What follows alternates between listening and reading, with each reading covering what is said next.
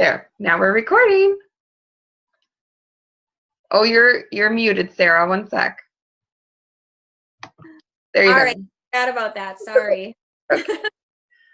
Well, this is wonderful. Thank you so much, Tami, for doing this call with us tonight. You're one of my dear friends in life, and I love that Arbonne has brought us together. And, you know, it's another one of those things because of Arbonne, you know, we get to be super amazing friends, which I absolutely love. And this is just real life happening because I have my daughter here, and she dropped her Nook, and I can't find it. That's okay.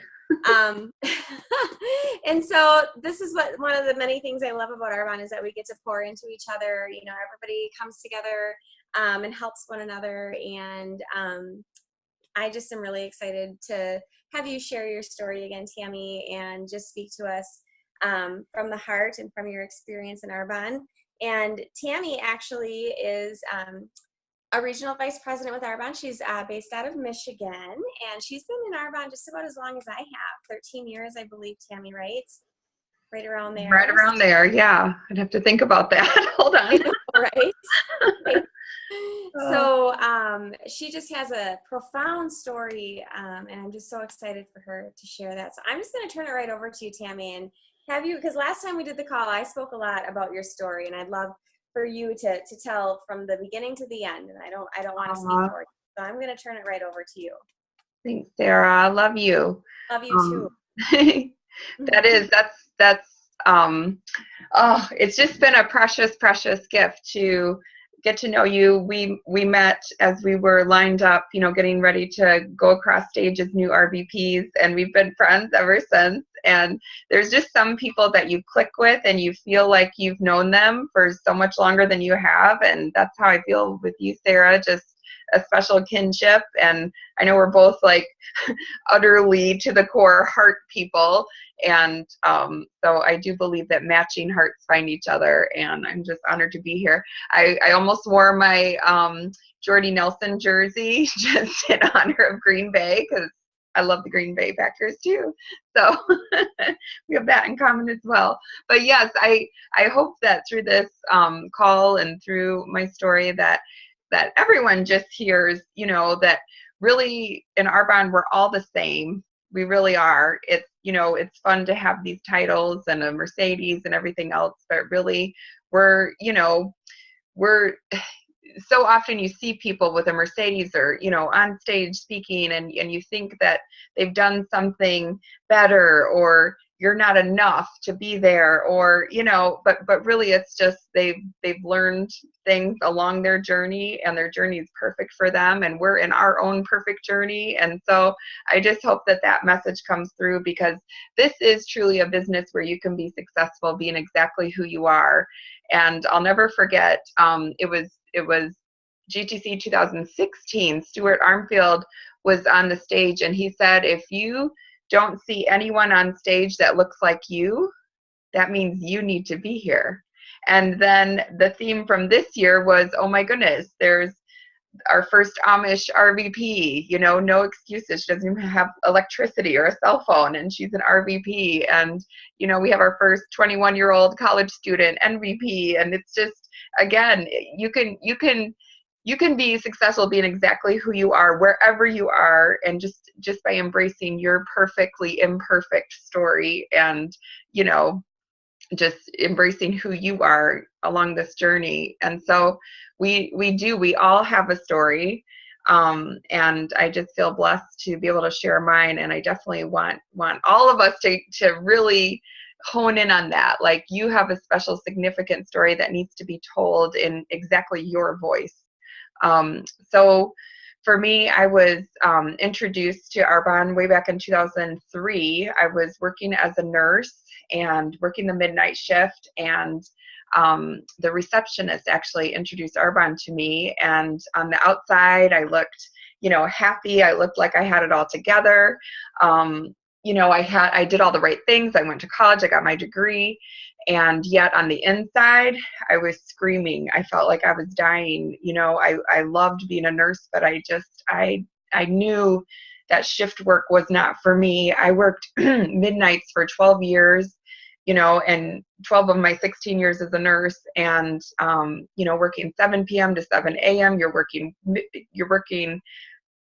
the most isolated time of the day. You just don't see people. You're sleeping during the day when most people are awake, and working weekends and holidays. So, I went probably 15 years without spending a Christmas with my family. And it was just, you're living an isolated existence, but yet on the inside, I didn't know that there was going to be any other options.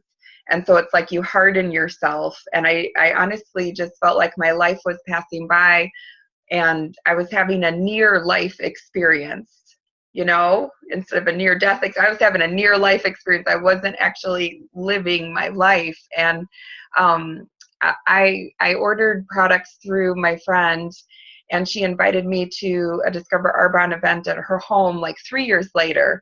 So isn't that interesting? I just ordered through her basically as a PC, and she invited me to a Discover Arbonne, and I went to be nice. I liked her, but in my mind I thought, oh, this is a nice, cute business for her, but I'm not a salesperson. I'm a nurse. So I instantly had the wall up, and she was doing her little flip chart, because that's what we did back then. And, and, in my mind, I'm saying, la, la, la. I wasn't really paying attention until she got to these 2 questions. And she said, if you keep doing what you're doing, where will you be in 5 years, and will you be happy? And it just stabbed me, because I wasn't where I wanted to be. I knew in 5 years I was going to be even more miserable on the inside. And it really did take my breath away. And then the second question hit me like a ton of bricks. If the main source of income in your household were no longer able to bring that income, how long could you last on your savings? And I just sat there dumbfounded, because I had already gone through that scenario. When I was 27 in 2002, I was diagnosed with breast cancer. And, here I am, vegetarian runner. I think I'm so healthy. And, you get clobbered with this diagnosis. And it was eerie, because my mom had been diagnosed with breast cancer when she was 28, and she died when she was 30. And I was 2 when she died, so I have no memory of her. And my sister was 7. And so, in my mind, I'm thinking, wow, is this history repeating itself? Is this it? And then, also, we ended up doing all of the genetic testing, because obviously, that's what you're thinking. I ended up doing a bilateral mastectomy, reconstruction, 6 months of chemo. All of the genetic testing came back negative, which that was surprising. Of course, you wouldn't think that would be the case. And on top of that, I was 27. I had just bought a home, so I had a mortgage and had 0 savings. If I needed extra money, I just worked an extra shift. And so when impact hit, I was completely unprepared when they said that I wouldn't be able to work for 6 months. And, again, here I am lying awake at night, losing my hair, and going through chemo and cancer treatments. And my primary thought, as much as I love all of the skincare and Arbonne products, that isn't what most people are thinking about when they're lying in bed at night. They're worried like I was. And my primary thought was, will I lose my house this month?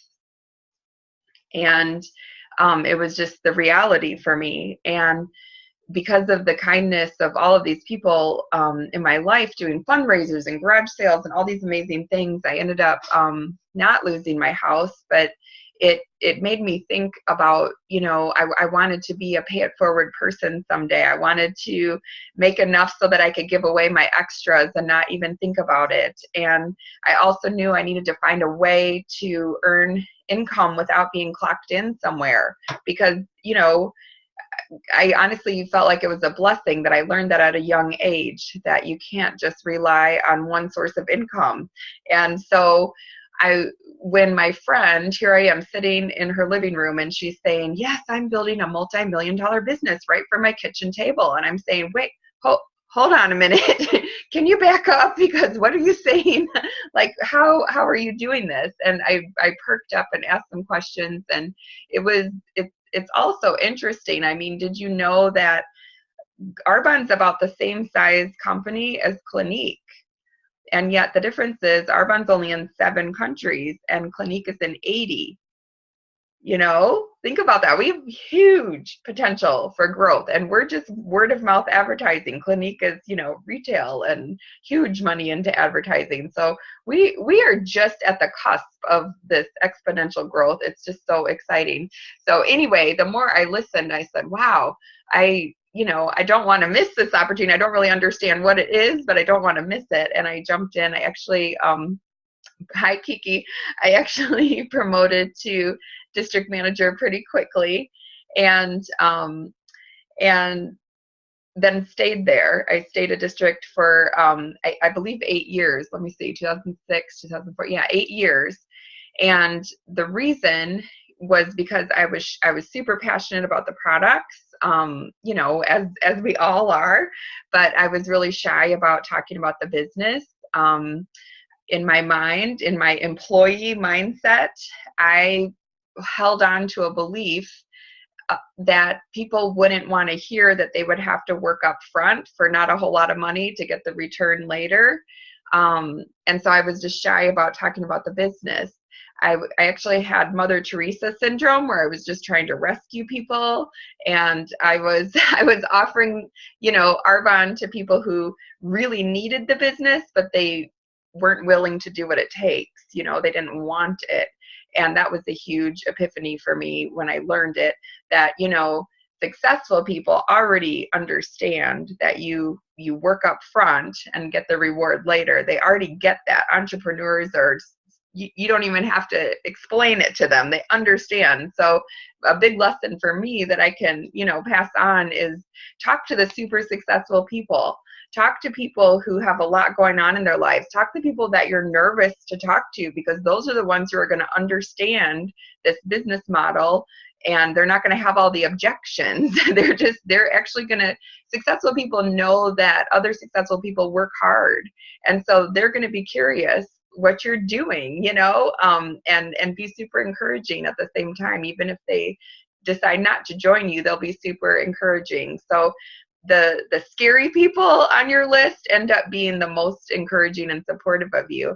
So just learn that they understand that the return on their investment is worth it. And so I also read The Business of the 21st Century by Robert Kiyosaki, which was such a pivotal moment too. I've read it over and over, and it really just changed my mindset about this whole industry, and gave me confidence to talk about, you know, social marketing, we're saying now, but network marketing, and just to feel that confidence, because I think that can hold a lot of us up if we're super passionate about the products, but we're really insecure about the business model. My husband always remarks, he's like, Tami, you guys have great products. It's just people get hung up on the business model. So we need to be the ones that can interpret what we're doing really well and have that confidence. And the way I say it now is, you know, one of the things I love most about Arbonne is that it's social marketing, because in the retail world, you're having to pay more for the process than the product. It goes through, you know, the product goes through many hands that have to be paid. Whereas in Arbonne, you get a high quality product for a very reasonable price. And I just love that. And that's the way I say it. It doesn't have to be any more complicated than that. And people are like, oh yeah, I totally want to hear that, you know? So, read Business of the 21st Century. I couldn't recommend it more. And then I had another big shift in my life when my sister actually was diagnosed with breast cancer. And so here we are, 3 out of 3 women in a family, all with the same diagnosis, and really not understanding why, you know, this was happening. There was no genetic component. And, you know, of course, we rallied around my sister, and the earth stops spinning for a little bit when someone that you love is going through, you know, cancer.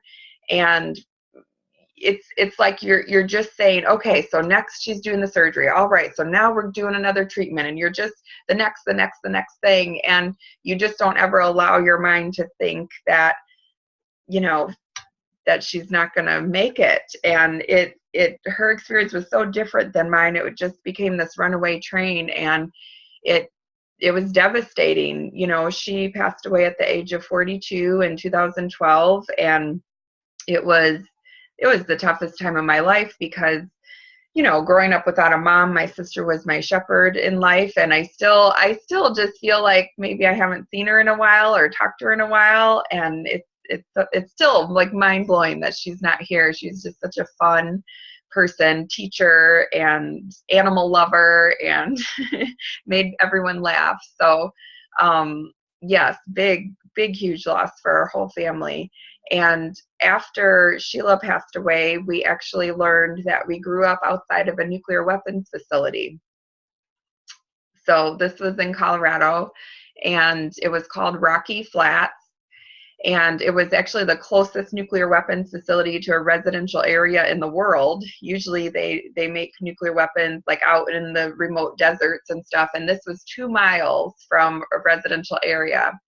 And so, you know, the people in the surrounding area were unknowingly exposed to plutonium. This plant was making the plutonium triggers, which is the heart of the atomic bomb.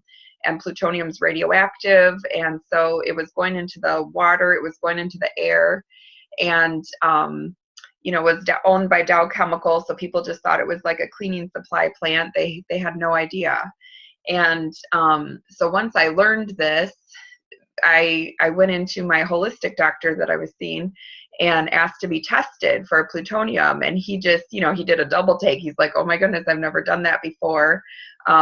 My tests came back positive for plutonium, cadmium, beryllium, uranium, all these things having to do with nuclear waste. And plus I had high levels of mercury after going through chemo, and it just felt like so much. I know I can empathize with anyone on a health journey, and just how it feels like you're trying so hard and yet you walk away defeated. And that's how I felt. I just wanted to curl up in a ball. And because, you know, if you have something radioactive emitting radiation from the inside out in your body, that's just another potential cancer sentence. And so we did chelation at the doctor's office, which that's the big guns to kind of pull heavy metals. He was just hoping it might pull the something radioactive too. And we did that for a while. It just was damaging my kidneys, and so we had to stop that short. And in 2013, we were basically back at the drawing board. However, you know, in the midst of all this uncertainty, there was always a plan. And I truly believe that God's timing is perfect, because in 2013, that's when I was introduced to the 30 Days to Healthy Living plan. And I brought it all in to the doctor's office. I said, this is what I'm going to do. And, you know, of course, I'd been using Arbonne. I just hadn't put it all together with a clean eating program as well. And, you know, I grew up vegetarian, but we ate processed soy. Of course, you know, who didn't eat cheese and sugar? And, you know, I'd sort of dabbled with gluten-free, but not all the way. You know, it was just drink coffee like crazy as the nurse. So it was all these things that I needed to change up. And so I did. I embraced the whole clean eating portion. And I also asked my doctor if there was any way that I could be tested to see what the 7-day body cleanse was pulling from my body, because I knew that people who had been exposed to radiation in Chernobyl, they actually were given iodine, and iodine binds to radioactive material. And I knew that our 7-day body cleanse is made with marine botanicals, and the seaweed, the algae in the ocean are very high in iodine, and they actually the iodine converts radioactive material into plant matter. Isn't that cool? And then plus it also binds to heavy metals and can pull them out of your body. Our cleanse is so amazing. It even crosses the blood-brain barrier. So I know that we've all heard that, you know, heavy metals and aluminum are directly correlated with Parkinson's and cognitive disorders and things. And we have something in our hands that can help clear heavy metals that have accumulated in our brain matter. Isn't that amazing? I mean, I'm just blown away. I could talk all day about it.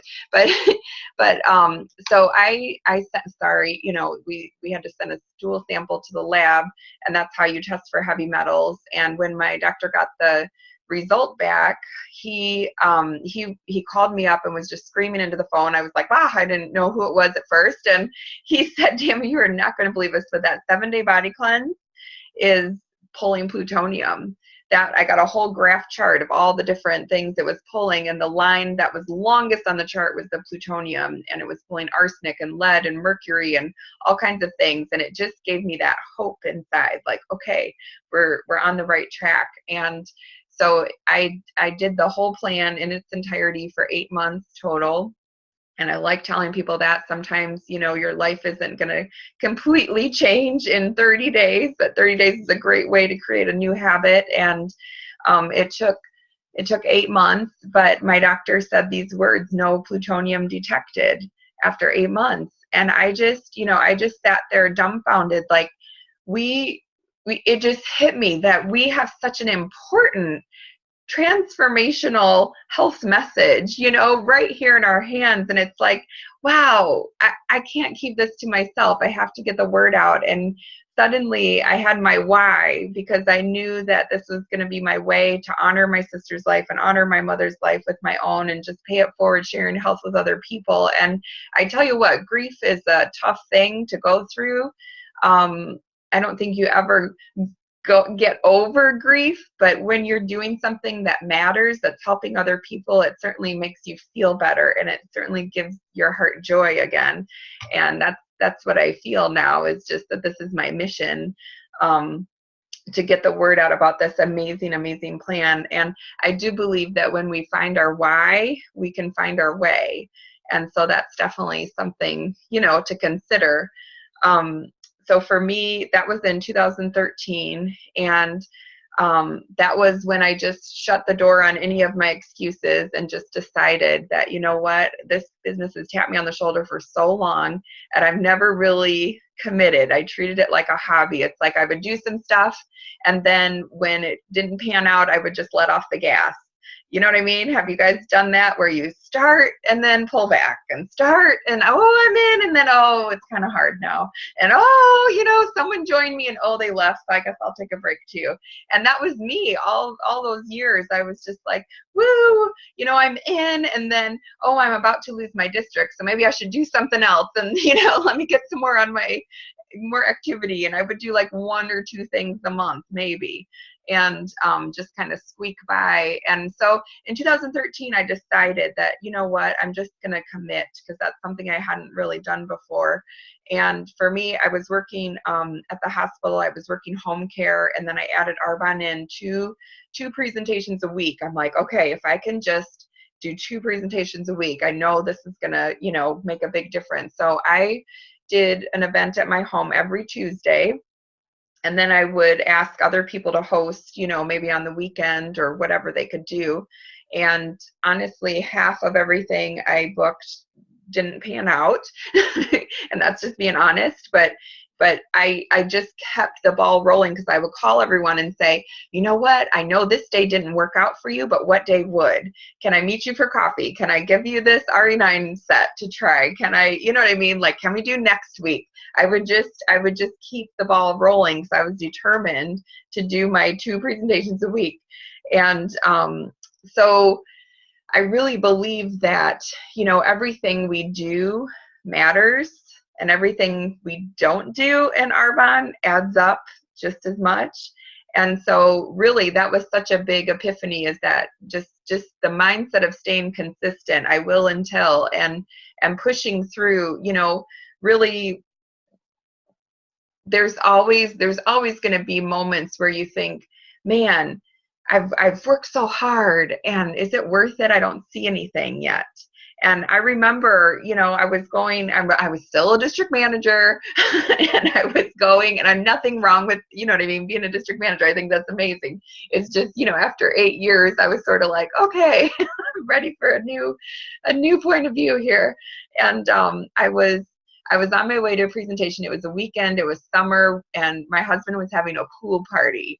And I could hear everyone, woo, you know, having a ball, and they're throwing the ball around in the pool, and everyone's splashing and have a good time. And I remember just standing on the deck looking down at the pool and everybody, and I'm dressed up with my Arbonne bag and thinking, is this going to be worth it? You know, is this worth it? And you have those moments where you don't see the results yet, but yes, everything you do matters. Everything adds up. And it just, it just takes one business builder to change your whole team. You know what I mean? And that one business builder could be at that presentation that you're going to. So there were different weekends when my husband would be up north and I would stay home, and you make those exchanges knowing and believing that it will be worth it. So there was another, and so just the moral of the story is, so for 24 months, when I committed in April of 2013, it took 24 months, and we promoted to region in April of 2015. So it's just pretty cool, that it really is true what they say, just to stay consistent. And it really does work out. And I know Donna Johnson has always said, if you keep doing the right thing for the right reason, I believe your team will show up right on time. And so this last summer in 2016, we actually moved out of town. And so that threw another little wrench into, your rhythm of life.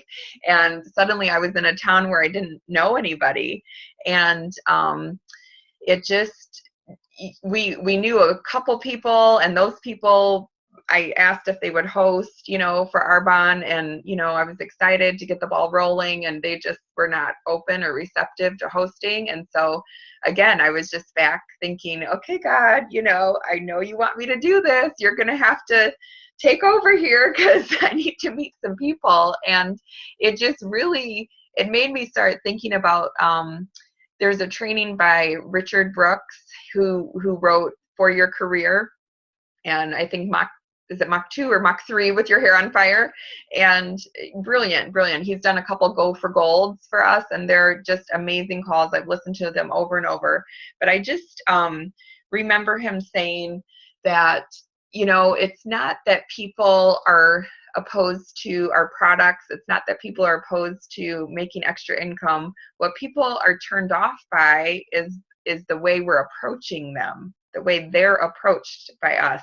And I get it, because I'm like the most excited person in the room, when it comes to Arbonne. But I just had to learn, moving to a new town, that, relationships are more important than anything. Relationships are more important than talking about Arbonne, and just to like take a breath, because I know so often we'll be in a conversation, but we're not even listening. It's just, we're trying to think of the perfect, verbiage to weave Arbonne in and craft the perfect transition to get it to Arbonne. And it's like, no,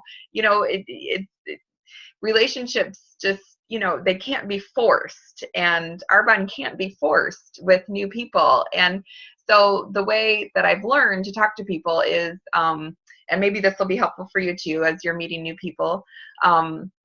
So I'm saying yes to everything I'm invited to. And so I'm often in situations where I know like one person in a room of 20. And so I'm just chatting, and people say, so what do you do? That's the natural question, right? And my answer is, well, I worked as a nurse for 16 years, and now I have my own business. I work from home. We live on the water up here. My business is called Arbonne. It's amazing. What do you do? And I just turn it around back to them, and I listen. And sometimes down let the conversation roll a little bit. They'll come back and say, now, what was that business? What did you say it's called? And so then they're asking me, right? And so now I can talk a little bit more about it, but sometimes they don't ask about it, and that's okay too. But I'm just listening. I'm asking them questions. And turns out from one party that I was invited to, two of the ladies were saying how they moved to town and, for their husband's work, but they weren't working, and they really wanted to do something significant. And I'm just taking all these notes. And so I knew I wanted to get to know these ladies a little more. And so we walked dogs together. We went to yoga together. We exercised at the gym together. We did a bunch of things. And then as Arbonne was coming up, naturally, I invited them to a healthy happy hour. And, now they are, it's like they're slowly becoming part of my team, but it had to go that way. It just had to be a slow start, because you don't want to turn people off, first thing right out of the gate. So Richard Brooks just talks about being so likable that people want to, you know, call you back. and I know, I totally understand that sometimes, you know, we have all these goals and our 40 faces, and it's like we have to, you know, get out there and share the story. But he also talks about, if you just take your first year in this business and cultivate relationships and do nice things for other people. Don't be the person that's always asking for favors. Do favors for other people. Be kind. Go out of your way to do nice things and say nice things and send them nice messages, and, you know, just be that likable, trustworthy person. Then in your second year, you're going to fly, because people know you, like you, trust you, want to be around you, want to help you out. But it just takes time and a process. And so it's really taught me long-term vision, and that it takes about 7 exposures for people to make a decision about Arbonne. And we need to, so often we give up after like the first or second exposure, right? We're like, well, that was a bust, you know, that event was a bust. And it's like, no, that was the beginning, not a bust. It was just the beginning of your 7 exposures now, and your follow-ups, and just being a genuine, sweet person and finding a need that you can help them with, right? And so just having that long-term vision that this isn't a month-to-month business. This is going to, you know, give your family financial security 30 years from now. So think of it that way. Let's just build it slow but sure, steady and true and genuine and real, and do whatever it takes. So I've learned too that there's so much about just being brave in this business, and picking yourself up when you fall down, and being brave and stepping out again, and calling people back who, you know, maybe you're shy to call. Being vulnerable is so huge. And I think, honestly, being vulnerable is one of the most endearing qualities a person has. And if you think about it, you know, people don't bond to people who are know-it-alls, people who are perfect, people who are sort of robotic about life. They bond to the people who have struggles. And, you know, I think about like the people you love in Arbonne. You love it when they speak, like a Linda Parker, and she was the district manager 8 times or whatever her number is. And I just always think, like, she didn't have to share that, you know? She could have just said, oh, do whatever it takes, and you can get to the top, and, you know, woo, you know, follow your system. She could have said that, but no, she said, I was in and out. I wasn't committed. When I committed, it worked, you know, but that because she shared her struggles, we all relate to her. We all just love her. We feel like, you know, she's like us. And that's how we want to make people feel is, you know, I just always think that sometimes we get paralyzed in this business because we think we have to be so perfect, and we're so hard on ourselves. And it's like, we don't even get started because we feel like we're, you know, not going to be perfect. And I just want to, you know, encourage us all that it's so much more important to be present over perfect. So be present, be in the moment, be the person that's listening to understand what the other person's saying. You know, be the person that drops your notes, that hands out the wrong products, that just laughs at yourself and says, see, anybody can do this, and just be fun and real and human. And those are the people that we're drawn to, you know. And so I was just thinking too that, you know, flaws are endearing. And we just need to realize that people want to be around real people. I think in our society, we're inundated with commercials and, you know, fake people. I don't mean to say it, you know, be mean or anything, but I feel like there's even there's something going around in Arbonne that bugs me, and it's when people copy other people's posts. They copy other people's words. They like hide behind other people's you know, feelings. Does that make sense? It's like we share everyone else's posts, but we're not sharing us. We're not sharing who we are. And it's like our friends want to connect to us, and we're sharing everybody else's good news, but we need to we need to take extra time and just be vulnerable and speak our truth, speak our story, because that's what people are going to connect with. They're going to connect with our perfectly imperfect, flawed, silly voice, and I can tell you, I've been doing Arbonne for a while now. I've never done anything perfectly. I've never done a perfect presentation. I never will. I totally accept that. I want to learn at every, turn, but it's just, I'm not striving to be perfect. I'm striving to be real and genuine and to connect with people and to be a good listener, really, to be present in that moment. So I also want to just share, this is what I share with my team a lot, that when we're having obstacles, that really means we're right on track. That doesn't mean that something's wrong. That means we're right on track. If you're not having obstacles, that means you're probably not in activity.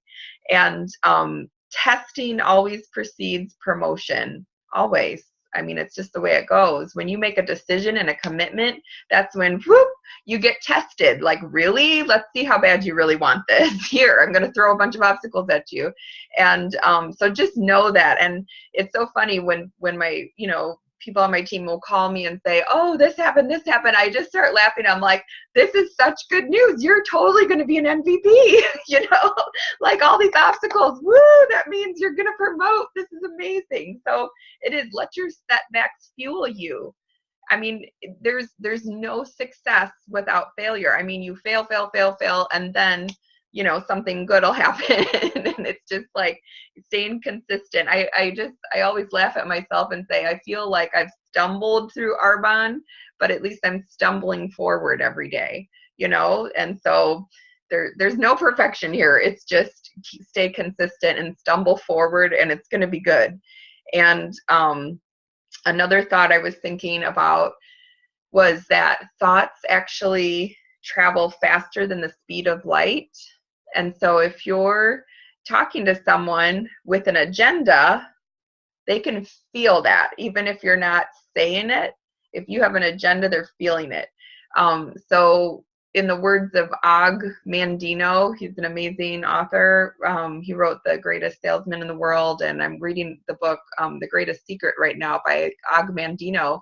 And he talks about, saying the words, I love you inside of you. Don't say them out loud, but when you say I love you in your mind to someone, it makes your eyes sparkle. It makes you, it just emits a warmth out of you, even if you're just saying the words I love you silently in your mind. But it draws people to you. So just to have that warm vibration coming off of you and your being, it will draw people to you, and they'll know that there's no agenda there. And so that's been my mantra, is no agenda, only love in Arbonne. And John O'Leary actually said something that really hit me. He said, being motivated by love sets you free. There is no obligation, only joy. It's no longer about you. It can instead be about others. And so I love that. I'm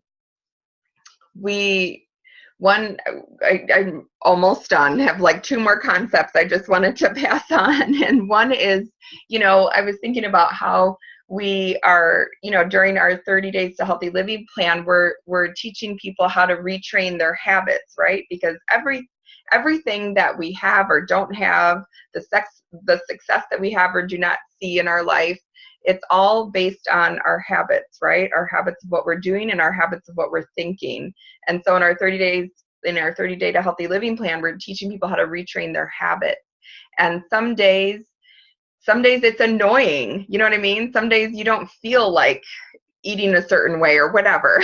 But then a couple days after that, you'll see the progress and you'll start to notice the differences. And it's the same way in our personal growth and rewiring our neural pathways. We need to change our habits of how we're thinking, And so for me, when I first joined Arbonne, I was a person that kind of stayed in victim mode. I just thought that people were, handed a good hand, and some people were handed a not good hand. And that's just That's just the cards you were dealt in life, and you're just going to have to deal with it. And I did. I sort of rested in that victim mode. And it was actually through personal growth reading in Arbonne that I realized you do not have to be a victim to your circumstances. If something negative happens to you, it's your choice to decide, you know what? Yes, you can acknowledge and say, this doesn't feel good. This made me mad. But then you can decide to not let it define you. Like this issue that came up today does not define me, because I'm a good person. I'm a loving person. And yes, this happened, but I'm not going to let it derail my day or my week or my month. And so just to acknowledge that we have power over our thoughts. And what I've changed in my personal growth now, instead of just reading through books to get through a book and say, check, I read a book, I read 4 books this month to get an A, I'm not doing that anymore. I'm really studying things. And actually in that book, The Greatest Secret by Og Mandino, he recommends that you read the same passage, and he has 10 different passages, so it's over a 10-month period, but you read the same passage 3 times a day for 30 days. So I'm reading the same thing 90 times and the same message 90 times. And I have to say, there are some days it's just super annoying. I'm like, kind of agitated, like I have to read this again. But then there's like a breakthrough, because I'll say, oh, I never even noticed that part before. I've read it 25 times and I haven't even noticed that. And I see it in a new way, and I can feel myself growing and my brain changing. So we just need to realize that even in our business, learning skills, changing our habits, there's going to be points where it's uncomfortable. It's just annoying. but then you get your breakthrough and things start flowing smoother. So it's just all about retraining our brain and retraining our habits. And then my last point is, just to focus on gratitude. And I know we hear that a lot, and it's just like this nice little platitude people say, but I want to say, when you can get to the point where you can hear the word no and still feel grateful, that's when you've had a breakthrough. That's when it's not about you anymore. It's just about the process, being faithful to the process and knowing that everyone needs their own time to consider, and everything's happening right on time. Everything, all is well. Like you just, you can not let anything bother you and still be grateful inside for this amazing gift. Because here's the deal. There's 1% brand recognition of Arbonne, right? We've heard that. So think of it this way. There's only 1% of us in the whole world that have been offered this gift. And I don't think that it's a mistake. I believe that we're all, if you've heard about Arbonne and you've been led to be a part of this business, you are meant to be here. And I know we all get hung up with the whole idea of, what if it's not for me? Or maybe it's just good for Sarah, but I don't know about me because I'm not like Sarah. I'm not a makeup artist, or I'm not as beautiful as her, or whatever. We start doing that to ourselves and sabotaging. But here's what I know, and here's what I love about this business, and it's my mission. We have amazing health and wellness products, but more than anything, what I've been given in this business is that when I look in the mirror, I don't see my flaws and imperfections. I see my worth. And that's what I want to empower people with now. I want to help them see their worth because of their health, because of the income, because you are enough. We're all enough. We all have exactly what it takes to be successful and to be wherever we want in this company. And I just love that we can pay it forward and let other people know that they're worthy and that their dreams are worthy and that they're enough too. I remember getting this card from, when I first became a district manager, and I've never forgotten it. And the card said, "Within the whisper of a wish lies the power to make it come true." And maybe you're here today just living on a whisper of a wish that maybe, just maybe, this Arbonne thing will work out. And I want to tell you, even within that whisper of a wish, it's a calling. It really is. And you do have the power to make it come true. It's just about being consistent and being grateful and working on your habits and skills and just taking the time. that it's going to take, and being okay with your journey, being grateful for every part of your journey, knowing that the obstacles are there, you know, for you to grow from and to keep you right on track. Everything's happening exactly as it should. So within the whisper of the wish is the power to make it come true. And I just wanted to hand that to you tonight and empower you with that we have been given this amazing gift in this very moment in time.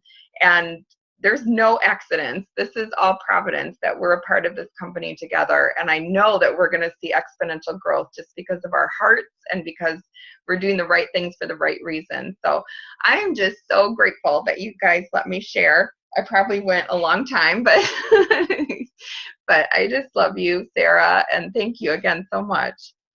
Oh my gosh, Tami, thank you so much. I mean, when we talked about you doing this, and actually you guys, Tami reached out and she initiated doing this call for our team, because our team had been on her heart, because Tami and I are dear friends, and she had a calling unsolicited by me. This is all Tami. She came forward and said, I really want to do a call for your team. And, you know, you just have been such a blessing. You know, you're in my life purely, you know, by God's grace. He's got his hands all over that. And we're all so grateful. And, you know, I love everything you share because it was so raw. Don't you think, you guys? And I know we're recording this and stuff, but I mean, talk about being just bleeding heart, raw, to the point, human, just there's no hype, all heart, you know. And I appreciate you and I love you. And, you know, I could have sat and listened to you for another hour. So we are super grateful. My gosh. So thank you, Tami. Thank you so much for sharing. I love you. Love you too, Sarah. Thank you, guys. Yeah. Thank you, honey. I just feel like so